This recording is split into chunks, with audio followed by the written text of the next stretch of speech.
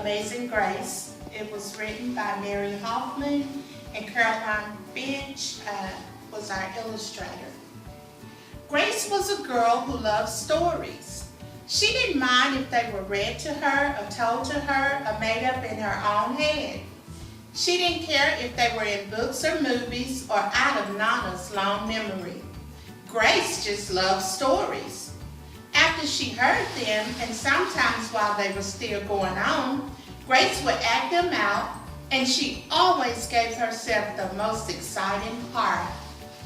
Grace went into battle as Joan of Arc and wove a wicked web as Aniza the spider. She hid inside the wooden box at the gates of Troy. She went exploring for lost kingdoms. She sailed the 7 seas with a peg leg and a parrot. She was Hiawatha sitting by the shining big seawater, and Mowgli in the backyard jungle. Most of all, Grace loved to act out adventure stories and fairy tales. When there was no one else around, Grace played all the parts herself. She set out to seek her fortune with no companion but her trusty cat, and found a city with streets paved in gold. Or she was Aladdin, rubbing his magic lamp to make the genie appear. Sometimes she would get Ma and Nana to join in when they weren't too busy. Then she was Dr. Grace, and their lives were in her hands. One day, Grace's teacher said they would do the play Peter Pan. Grace knew who she wanted to be. When she raised her hand, Raji said, "You can't be Peter, that's a boy's name." But Grace kept her hand up. "You can't be Peter," whispered Nellie. "He isn't black." But Grace kept her hand up. "All right," said the teacher. "Lots of you want to be Peter Pan, so we'll have auditions next week to choose parts." She gave them words to learn. When Grace got home, she seemed sad. "What's the matter?" asked Mom. "Raji said I can't be Peter because I'm a girl." "That just shows what Raji knows," said Mom. "A girl can be Peter Pan if she wants to." Grace cheered up. Then later she remembered something else. "Nellie says I can't be Peter Pan because I'm black," she said. Ma looked angry, but before she could speak, Nana said, "It seems that Nellie is another one who don't know nothing. You can be anything you want, Grace, if you put your mind to it." On Saturday, Nana told Grace they were going out.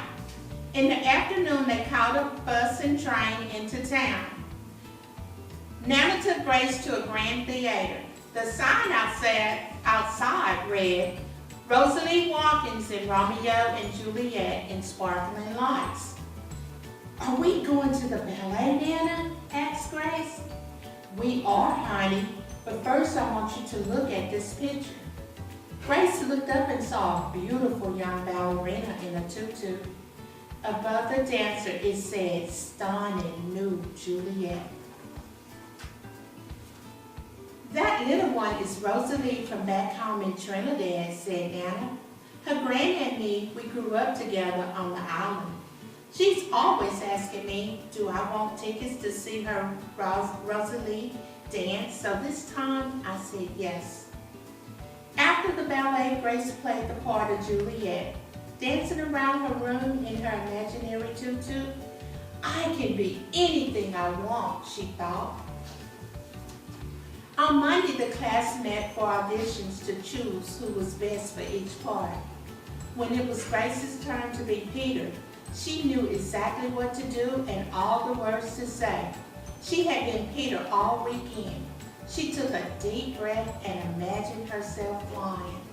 When it was time to vote, the class chose Raji to be Captain Hook and Natalie to be Wendy. There was no doubt who would be Peter Pan. Everyone voted for Grace. "You were fantastic," whispered Natalie.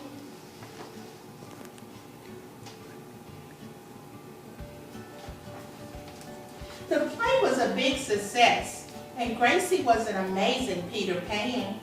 After it was all over, she said, "I feel as if I could fly all the way home." "You probably could," said Mom. "Yes," said Nana.